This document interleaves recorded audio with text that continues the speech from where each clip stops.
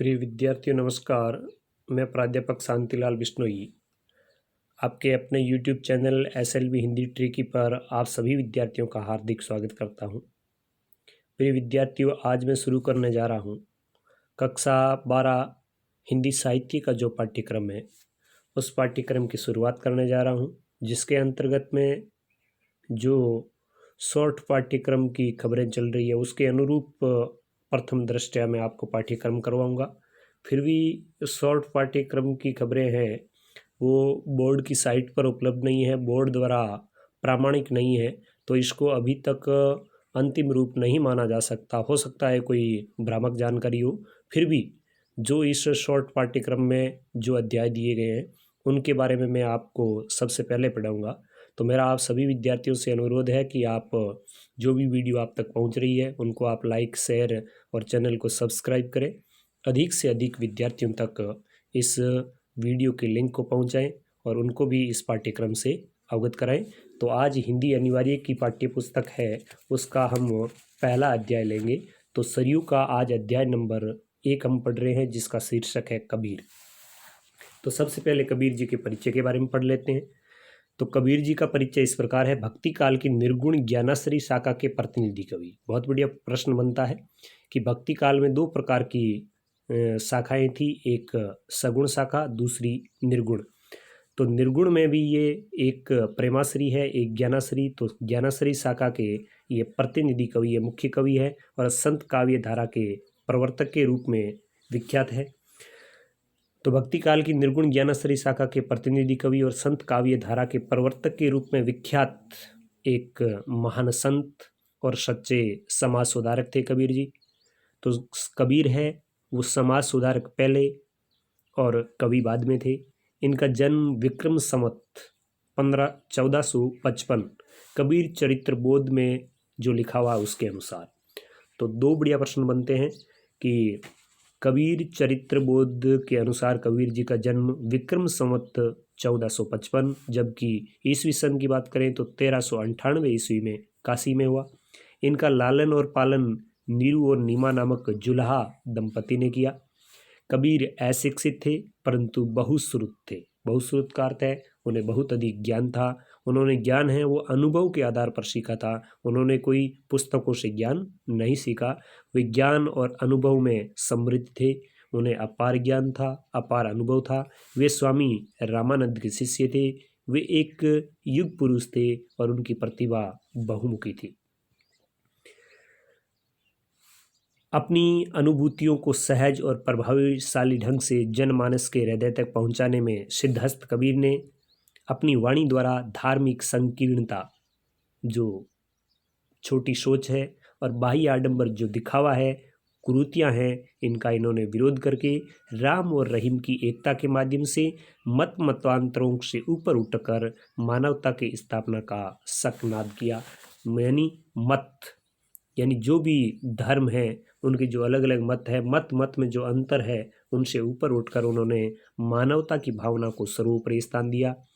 वे आत्मिक साधना और मन की पूजा पर विश्वास करते थे। मध्यकाल के क्रांति पुरुष, बहुत बढ़िया प्रश्न बन रहा है।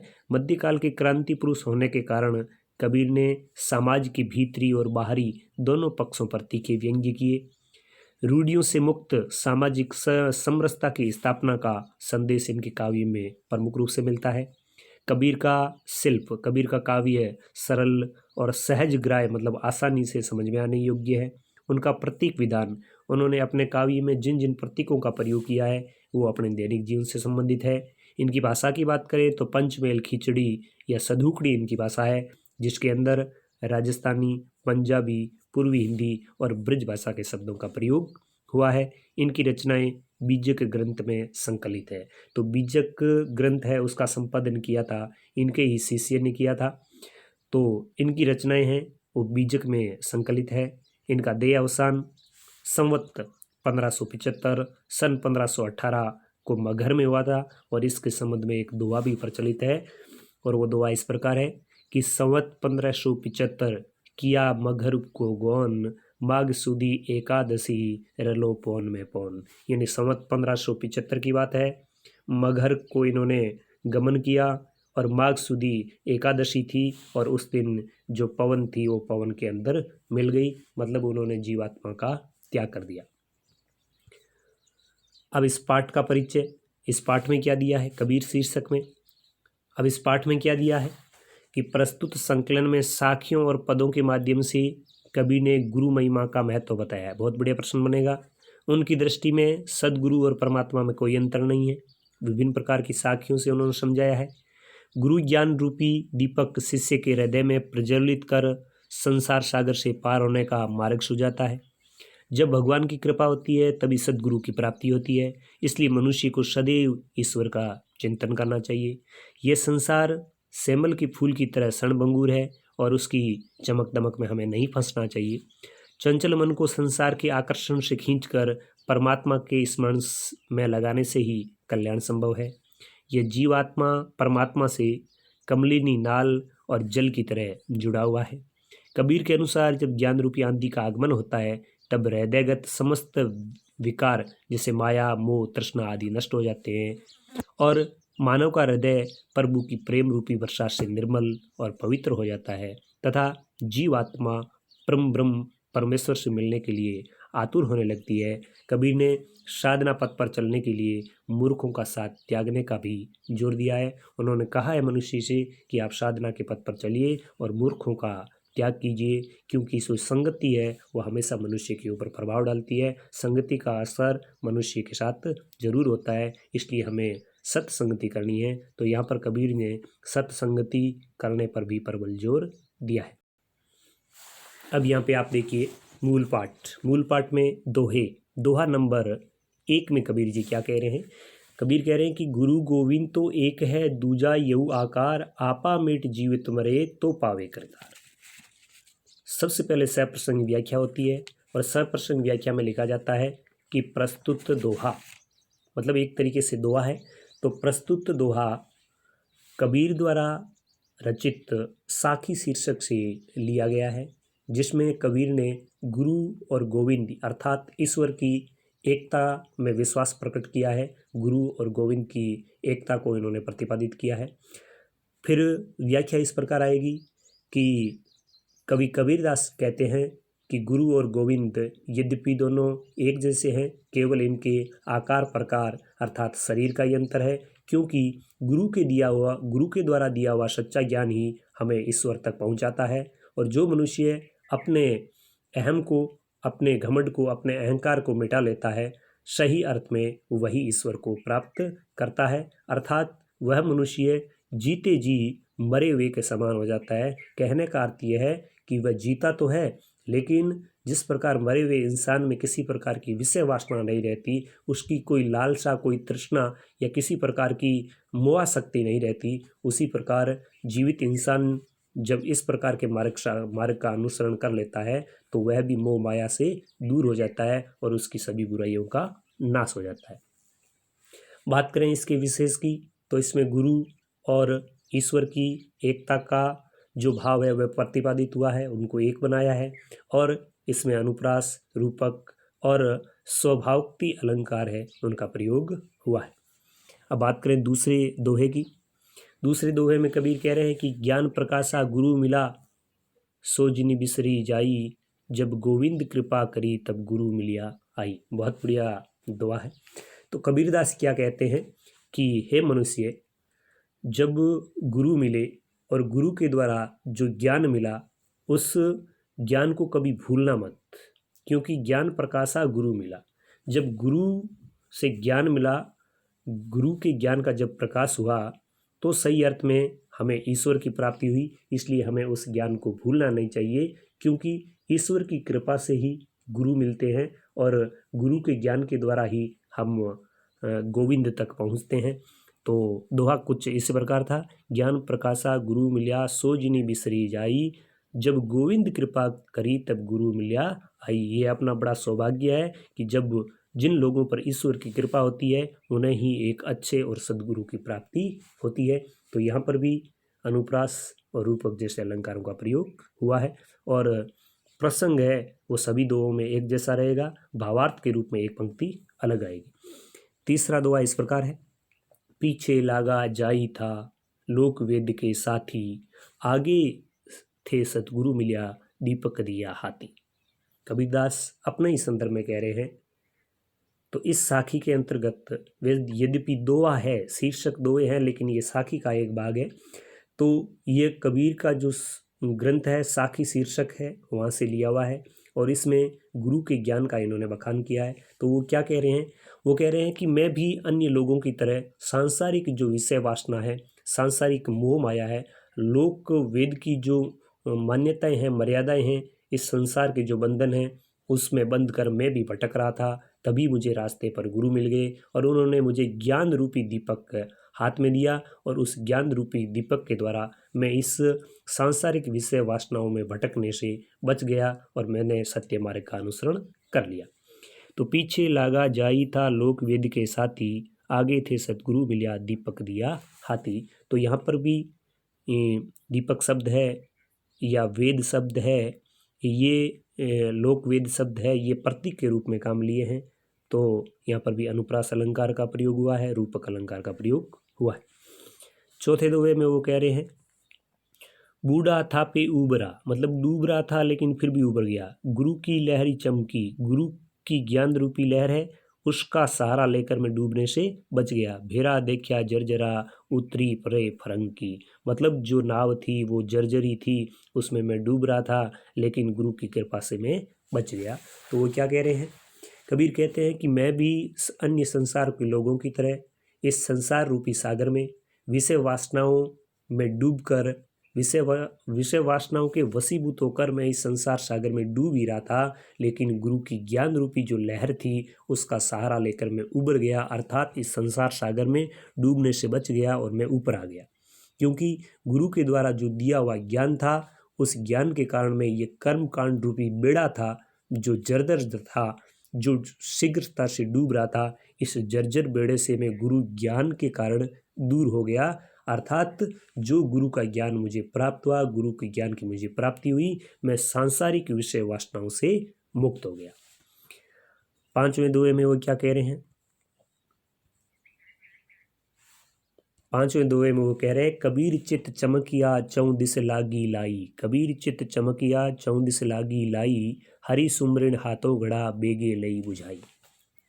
कबीरदास कहते हैं कि इस संसार में, इस संसार सागर में जीव को विषय वासनाएं चारों तरफ से घेर लेती है। विषय वासनाएं रूपी जो आग है, हे जीव, इस संसार सागर में विषय वासना रूपी जो आग है वो तुझे चारों तरफ से घेर लेगी। और जैसे ही विषय वासना रूपी आग है वो घेर लेगी तो जीव यानी जो चित्त है, जो हृदय है, वो चौंक गया और उसे तुरंत भान हुआ कि मेरे हाथों में हरि स्मरण रूपी जल का घड़ा है। तो उस जल के घड़े को अपने ऊपर डालकर विषय वासना रूपी जो आग है इसको तुरंत बुझा ले, ताकि वह आग तेरा कुछ भी नहीं बिगाड़ सके। तो यहाँ पर यही कहा है कि कबीर चित चमकिया चौं दिस लागी लाई, चारों दिशाओं से विषय वासना रूपी आग लगने से कबीर कहते हैं कि जीव का या मेरा चित्त है वो चौंक उठा। तभी मुझे भान हुआ कि मेरे हाथ में हरि सुमरण रूपी जल का घड़ा है और उसको डालकर इस आग को बुझा ले। तो हरि सुमरण रूपी आग का घड़ा ऊपर डालकर उस आग को बुझाया जा सकता है, ताकि वह आग उस व्यक्ति का, उस इंसान का कुछ भी नहीं बिगाड़ सके। इसके बाद छठा दोहा है। छठे दोहे में वो कहते हैं, पार ब्रह्म के तेज का कैसा है अनुमान, कहीं बेकु शोभा नहीं देखा ही परमान। तो यहाँ पर पार ब्रह्म का अर्थ परमात्मा है और अनुमान का अर्थ अनुमान है। कबीरदास कहते हैं कि परमात्मा के तेज का कोई स्वरूप नहीं है, उसका अनुमान नहीं लगाया जा सकता। वह तो साक्षात देखने से ही उसका पता लगता है कि उस परमात्मा के तेज है, उसका क्या अनुमान है। उसका अनुमान लगाकर हम परमात्मा के तेज को अनुभव नहीं कर सकते, क्योंकि उसका तो साक्षात्कार करने पर ही उसके प्रभाव का हमें पता लगता है। उसकी शोभा का वर्णन केवल अनुमान से नहीं किया जा सकता, क्योंकि यह एक आत्म अनुभूति का विषय है और हम जैसा आत्मा के अंदर अनुभव करेंगे या आत्म साक्षात्कार करेंगे, उसी रूप में हम उस परमात्मा के तेज का अनुमान लगा सकते हैं। तो यहाँ पर भी अनुप्रास है, रूपक है और विशेषोक्ति अलंकारों का प्रयोग हुआ है। सातवें दोहे में वो कह रहे हैं, चिंता तो हरि नाव की, और न चितवे दास, जे कुछ चितवे राम बिन सोई काल के पास। कबीरदास क्या कहते हैं कि हमें केवल चिंतन करना चाहिए। चिंता तो हरि नाम की, मतलब हमें केवल चिंतन करना चाहिए। हमें चिंतन केवल ईश्वर के नाम का करना चाहिए। इसके अलावा हमें किसी प्रकार का और चिंतन नहीं करना चाहिए, क्योंकि जो भगवान का भक्त होता है वह भगवान के नाम का, राम नाम का ही स्मरण करता है। इसके अलावा वह किसी का नहीं करता। और जो मनुष्य ईश्वर चिंतन के अलावा अन्य प्रकार का विषय वासनाओं का चिंतन करता है तो वह मृत्यु के बहुत नज़दीक होता है, काल के बहुत नज़दीक होता है और उसका कभी मोक्ष नहीं होता। 8वें दोहे में वो कह रहे हैं, नैना अंतरी आव तू नैन झाँपी तोई लेऊं, ना हो देखो और को ना तुझ देखन देऊं। तो यहाँ पर आत्मा और परमात्मा का एक घनिष्ठ और प्रगाढ़ संबंध बताया गया है। और इसमें कबीर क्या कहते हैं, कबीरदास कहते हैं, मतलब जीव आत्मा है वो परमात्मा से कह रही है कि हे प्रिय, हे परमात्मा, तुम मेरे नेत्रों में आकर बस जाओ और मेरे नेत्रों में निवास करो। मैं तुम्हें अपने नेत्रों में बसाकर सदा सदा के लिए बंद कर लूँगी, अर्थात न तुम्हें किसी अन्य को तुम्हें देखने दूंगी और न मैं अन्य किसी को देखूंगी। न तो किसी अन्य को देखूंगी और न किसी अन्य को देखने दूंगी। मतलब जीव आत्मा है वो परमात्मा से कह रही है कि तुम्हारा और मेरा एकाकार हो जाए, तो तुम्हारा और मेरा एकाकार होने के बाद ये संसार है वो मेरे लिए निरर्थक है। तो यहाँ पर जीव आत्मा है उसको प्रियतमा बताया है, जबकि परमात्मा को प्रियतम बताया है। फिर 9वें दोहे में वो कह रहे हैं, बहुत दिनन की जोवती बाट तुम्हारी राम, जीव तरसे तुझ मिलन को मन नाही विश्राम। तो यहाँ पर भी राम शब्द है वो परमात्मा के लिए है।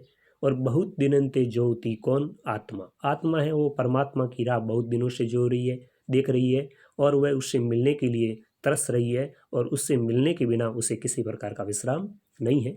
तो जीव आत्मा क्या कह रही है कि हे प्रियतम, हे परमात्मा, मैं कई दिनों से तुम्हारे आने का मार्ग देख रही हूँ।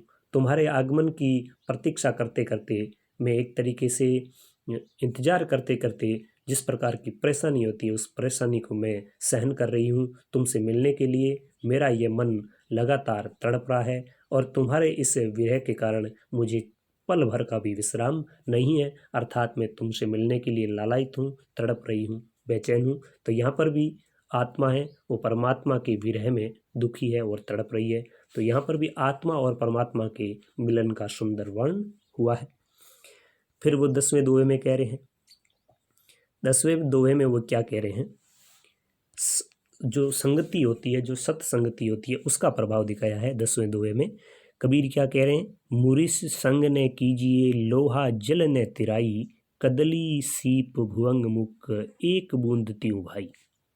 कबीरदास कहते हैं कि कभी भी हमें मूर्ख व्यक्तियों का साथ नहीं करना चाहिए, क्योंकि जिस प्रकार लोहे का सहारा लेकर तैरा नहीं जा सकता, लोहे का आश्रय लेकर हम जल को पार नहीं कर सकते, और जो लोहे का आसरा लेकर जल को पार करने की मन में रखता है या ऐसा विश्वास रखता है वह व्यक्ति डूब जाता है। उसी प्रकार इस संसार सागर में हमें मूर्ख व्यक्ति का साथ कभी नहीं करना चाहिए, क्योंकि वह तो डूबेगा ही लेकिन हमें भी साथ लेकर डूबेगा। क्योंकि संसार की रीति है कि केला है, जो बरसात की बूंद है वह भी जब संगति करती है तो 3 रूपों में सामने आती है। मतलब बरसात की बूंद है, केले के ऊपर गिरे, सीप के मुख में गिरे, सीप के ऊपर गिरे या भुवंग यानी सांप के मुख में गिरे, तो तीनों की परिणति अलग अलग होती है। अर्थात बरसात की बूंद एक है, केले के मुख में गिरे तो वह कपूर बनती है, सीप के ऊपर गिरे तो वह मोती बनती है, और यदि वह सांप के मुख में गिरे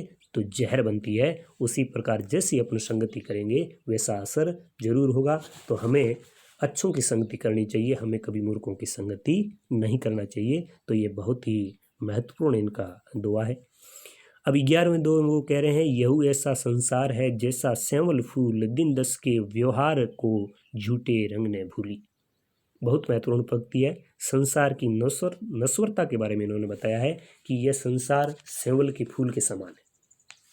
कहने का आशय है वो जीव से आगाह कर रहे हैं, जीव को प्रेरित कर रहे हैं कि अरे जीव, ये संसार तो सेवल के फूल के समान है, जो देखने में बहुत ही मनभावन, बहुत ही सुंदर और बहुत ही नयनाभिराम होता है, लेकिन उसकी ये सुंदरता निरर्थक होती है, क्योंकि यह 10 दिन के लिए फूलता है और फिर कंकड़ का कंकड़ हो जाता है। उसी प्रकार ये संसार है, सेवल के फूल के समान बहुत सुंदर लगता है, लेकिन ये संसार है उस सेवल के फूल के समान नाशवान है। फिर वो 12वें दोहे में कह रहे हैं कि मासी गुड़ में गड़ी रही, पंच लही लिपटाई, ताली पीटे सिर धुनेर मीठे बोई माई। मासी का अर्थ मक्खी है और पंच का अर्थ पंख है। कबीरदास कहते हैं कि मीठे के लालच में, मीठे के लोभ में मक्खी है वो गुड़ के अंदर धंस गई और उसकी पांखें हैं वो उस गुड़ से लिपट गई। अब वह उस छुटकारा पाने के लिए तड़प रही है, ताली पीट रही है, अर्थात वह लाख कोशिश करती है, फिर भी वह उससे छुटकारा नहीं पा रही है या छुटकारा नहीं पा पाती। ठीक वैसे ही ये संसार है, विषय वासनाओं का ये संसार है, उस गुड़ की भांति है, और उसमें एक बार मनुष्य जब लथपथ हो जाता है, जब उसकी पांखें एक बार उसके अंदर लिपट जाती है, या एक बार विषय वासनाओं रूपी गुड़ के अंदर वह जब धंस जाता है, इस मीठे के लालच में आ जाता है, फिर वह लाख कोशिश करने पर भी इस सांसारिक जो विषयाक्ति है इससे बाहर नहीं आ सकता। इन सांसारिक बंधनों से वह कभी मुक्त नहीं हो सकता। तो ये तो थे इनके दोहे। अब पढ़ते हैं पद। पद में कबीर कह रहे हैं, पहला ही पद है कि काहेरी नलिनी तू कुमलानी, तेरे नाल सरोवर पानी, जल में उत्पत्ति जल में बास, जल में नलिनी तोर निवास। वो कह रहे हैं, कबीरदास कह रहे हैं, हे कमलिनी, हे जीवात्मा, तू क्यों मुरझा रही है? तेरी नाल तो तालाब में डूबी हुई है और जल में ही तेरा निवास है, जल में ही तेरी उत्पत्ति है और जल में ही तुम्हें मर जाना है, फिर तू इस प्रकार क्यों कुमला रही? पूरा पद इस प्रकार है, काहेरी नलिनी तू कुमलानी, तेरे ही नाली सरोवर पानी, जल में उत्पत्ति जल में बास, जल में ननीली तोर निवास, ना तली तपती ना उपरी आग, तोर हेत कऊ काछनी लाग, कहे कबीर जे उदकी समान, ते नहीं मुए हमरे जान।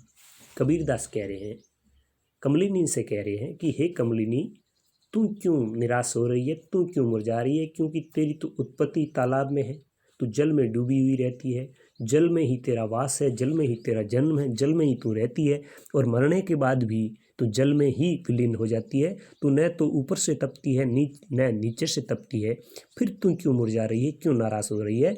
और कबीर कहते हैं कि यदि तू जल में रहने वाली कमलिनी जल के ही समान हो गई तो तेरी कभी मृत्यु ही नहीं होती है, फिर तू क्यों मुरझा रही है? तू तो अमर है। ये बात हमारी समझ से बहुत परे है, क्योंकि जल में ही उत्पत्ति, जल में ही वास, जल में ही मर जाना, जल में ही मिल जाना, और जल मैं खुद का हो जाना, मतलब खुद जल मैं हो गई तो तू मरती भी नहीं है, फिर तू क्यों मुरझा रही है? ये बात हमारी समझ से तो परे है। तो ये तो कमलिनी के संदर्भ में उन्होंने कहा। अब जीवात्मा की बात करें तो कमलिनी है वो जीवात्मा है और जो तालाब है वो परमात्मा है। तो उसके संदर्भ में कबीर क्या कह रहे हैं? वो कह रहे हैं कि हे आत्मा, तू इस प्रकार क्यों तड़प रही है, क्यों लालायित हो रही है, क्यों दुखी हो रही है? क्योंकि तेरा तो मूल स्थान है या तेरा निवास स्थान है वो स्वयं परमात्मा है। परमात्मा का तो अभिन्न अंग है, परमात्मा से ही तेरा जन्म हुआ है, परमात्मा में ही तेरी स्वयं की अवस्थिति है, और यदि तू मरेगी तो मरने के बाद भी उस परमात्मा में विलीन हो जाएगी। फिर तेरे दुखी होने का क्या कारण है? क्योंकि न तो तुझे किसी प्रकार का सांसारिक कष्ट है, न किसी प्रकार का सांसारिक कोई व्यवधान है, न तुझे किसी प्रकार का दैविक कष्ट है, न दैहिक कष्ट है और न भौतिक कष्ट है। 3 प्रकार के जो कष्ट है वो माने जाते हैं, दैहिक, भौतिक और दैविक। तुम्हें किसी प्रकार का कष्ट नहीं है, तेरे शरीर में तो किसी प्रकार का कष्ट नहीं है, क्योंकि तू आत्मा है, वही तू परमात्मा का अंग है। फिर तुम्हारे दुख का क्या कारण है? ये हमारी समझ से परे है। शायद तुम्हें जो सांसारिक विषय है, सांसारिक विषय वासनाएं हैं, उनसे लगाव हो गया है, उसके कारण हो सकता है तो दुखी हो, लेकिन हे आत्मा, तुम स्वयं परमात्मा का अंश हो, इसलिए तुम कभी मर नहीं सकती, और जो व्यक्ति मर नहीं सकता उसे किसी प्रकार का दुख नहीं होता, इसलिए तुम भी सभी प्रकार के दुख और सभी प्रकार के कष्ट है उनसे सदा सदा के लिए मुक्त हो, लेकिन तुम्हारे दुखी होने का कारण हमारी समझ से परे। अब आगे के दोहे में दूसरा जो पद है उसमें उन्होंने क्या कहा है, ज्ञान का जब उदय होता है तब मनुष्य के स्वभाव में क्या परिवर्तन आता है, उसकी क्या मनोस्थिति होती है, उसके बारे में बताया है कि संतों भाई आई ज्ञान की आंधी रे, भ्रम की टाटी सबे उड़ानी, माया रहे न बांधी रे, हित चित की दों थूनी गिरानी, मोह बलिंडा टूटा, तृष्णा छानी परी घर उपरी, कुबदी का भांडा फूटा, जोग जुगती कर संतों बांधी, निर्चू चुए न पानी, कूड़ कपट काया का निक्ष्या, हरि की गति जब जानी, आंधी पीछे जो जल बूठा, प्रेम हरिजन भीना, कहे कबीर भान के प्रगटे, उदित भया तम छीना। तो यहाँ पर कबीरदास कहते हैं कि ज्ञान की जब आंधी आती है, ज्ञान का जब उदय होता है, तब क्या प्रभाव पड़ता है एक मनुष्य पर। वो कहते हैं कि हे भाई सज्जन लोगों, हे साधुओं, हे सज्जन लोगों, ज्ञान रूपी आंधी आ गई है और ज्ञान रूपी आंधी आने से जो भ्रम का पर्दा था वो उड़ गया है। भ्रम की टाटी का अर्थ है भ्रम रूपी पर्दा है वो उड़ गया है, और माया की जो रस्सी है, माया का जो बंधन है वह भी टूट गया है, उसका भी नाश हो गया है। अर्थात ज्ञान रूपी आंधी आने से, ज्ञान का प्रकाश होने से मनुष्य मोह माया के बंधन से बाहर आ जाता है।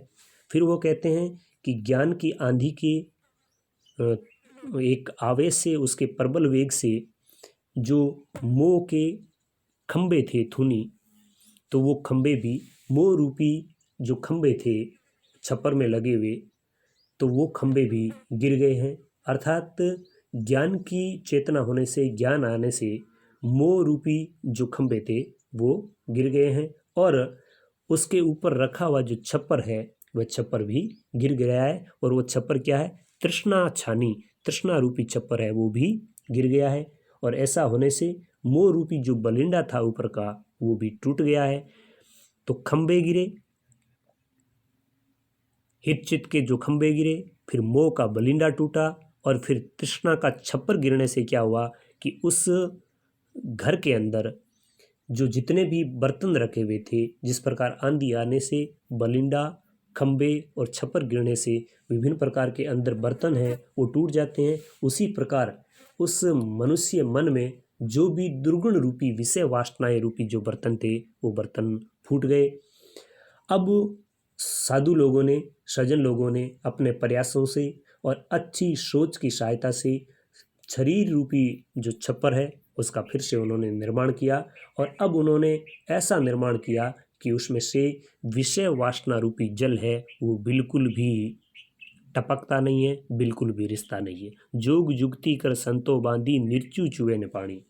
फिर कबीरदास कहते हैं कि ज्ञान की चेतना होने से, ज्ञान रूपी आंधी आने से शरीर के अंदर जितने भी प्रकार के कूड़ कपट, जो कूड़ा था, जिस प्रकार आंधी आने के बाद जो भी उस छप्पर के अंदर रखा हुआ कूड़ा करकट है उसको बाहर निकाल कर साफ कर दिया जाता है, उसी प्रकार ज्ञान की आंधी आने पर मन के अंदर जितने प्रकार का कूड़ा करकट था उसको निकाल कर बाहर कर दिया, क्योंकि अब उनका हरि से साक्षात्कार हो गया, ईश्वर से साक्षात्कार हो गया, भगवान की गति का उन्हें बोध हो गया। आंधी के बाद जिस प्रकार बरसात होने से किस प्रकार का दृश्य उपस्थित होता है, उसी प्रकार वो कहते हैं कि ज्ञान रूपी आंधी आने के बाद भक्ति की जो प्रेम रूपी, भक्ति का प्रेम रूपी जो जल वर्षा, उसे जो ईश्वर भक्त है, हरि का भक्त है, उसका हृदय है वो गीला हो गया, अर्थात भगवान की भक्ति के जल से उसका हृदय सर्च हो गया, वह सरस हो गया, वह उस भक्ति रस से सराबोर हो गया। कबीरदास कहते हैं कि जिस प्रकार सूर्य उदय होने पर जो अंधेरा है उसे उसका नाश हो जाता है, ठीक उसी प्रकार ईश्वर के ज्ञान से या ईश्वर के ज्ञान का प्रभाव पड़ने से, ईश्वर के ज्ञान का प्रकाश होने से अज्ञान रूपी जो अंधेरा है उसका मनुष्य के हृदय से नाश हो जाता है, या उसका विनाश हो गया या उसका नाश हो गया। तो प्रिय विद्यार्थियों, यह था आज का पाठ। मैं आपको पाठ समझने की 100% गारंटी देता हूँ, लेकिन आपसे निवेदन करूँगा कि इस पाठ को आप पूरा देखें, पूरा समझें, और आवश्यकता पड़ने पर यदि समझ में नहीं आए तो कमेंट बॉक्स में आप अपना प्रश्न करें, मैं आपका उत्तर देने की कोशिश करूँगा। एक बार पुनः आपसे निवेदन करूंगा कि इस वीडियो को अधिक से अधिक लाइक, शेयर और सब्सक्राइब करें और अपने विद्यार्थियों तक भी पहुंचाएं, अपने सहपाठियों तक पहुंचाएं। मिलेंगे आगे किसी और नए अध्याय के साथ, तब तक धन्यवाद। जय हिंद।